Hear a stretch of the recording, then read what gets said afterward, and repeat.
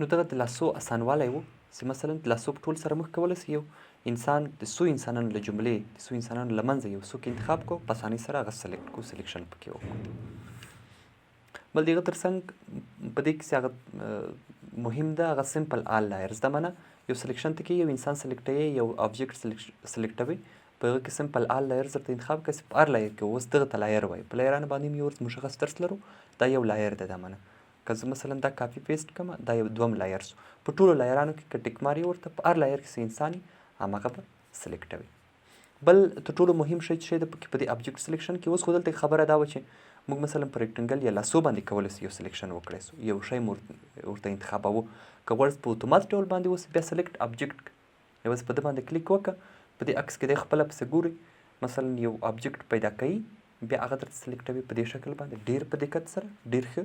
او ډېر واضح سلیکشن کوي.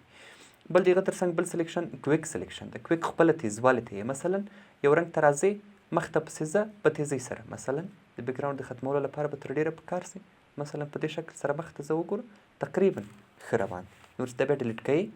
کولی سئ دا بیا تر ډیلیټ کړي یا مثلا یو بل څه پې وکړي. اوس دلته ولې ډیلیټ رنګ نه معلومیږي دلته هغه لایر دوم دانه پروت ده ځکه دغه لایر له منځه یوسم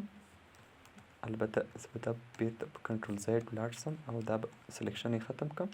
دا لایر به زه له منځه یوسم. وګورئ دا ساحه ما سلیکټ کړې وه په کویک سلیکشن باندې مخې ته په دې شکل سره ته کولی سې دغه ټول سلیکټ کړې ډیلیټ یې کړه نو بیکګراونډ ختم سي عکس په تس په توره باندې پاتې سي.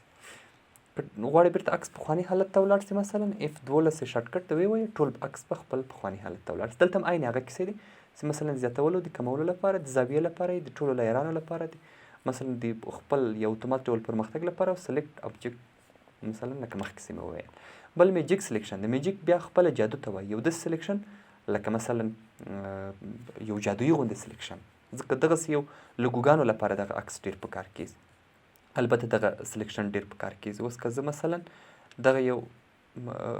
لوګو خو زه نه لرم چې راخلاصه یې کړم خو که مثلا دغه یو عکس دلته خو هم دوه رنګونه دي پکې دا رنګ د انتخاب کو په ټول عکس کې دا رنګ انتخابوي نور کولی سي په اسانۍ سره دا ترې ډیلیټ کړي. اوس ډیلیټ کېږي ځکه نه زه ډیلیټ بټن ووایم دلته وګوره ماته یو بل سره وړي که نه نو دلته به ته لومړی د ده کلف خلاصوي کلف دې خلاص کړه نور ډیلیټ کړه بیا کولی سي هغه ډیلیټ سي. وګوره په دې شکل باندې اوس دا ډیلیټ ځکه ښه خوندور رانغی چې دلته پکې مثلا هغه بیکګراونډ یو رنګ نه ده.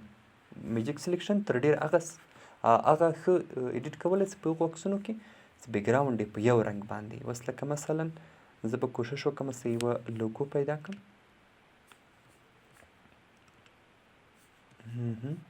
دغه لوګو پیدا سو. اوس تا ته یو چا مثلا جی پی جي لوګو درکړې ته غواړې چې هغه پي ان جي ته واړوې راسه دا لوګو راخلاصه کړه مثلا په دې شکل سره په د سپین باندې دلته کلیک وکړه ورته نور دا ډیلیټ کړه لومړی به زه کلف خلاص کړم بیا به ډیلیټ کړم. وګوره په ډېره اسانۍ سره دا بیا کولی سي پي ان جي کې بیرته سیو کړي نور به دغه عکس تا ته پي ان جي شکل باندې سیو سوی نو دې لپاره تر ډېره استفاده کېږي. صحیح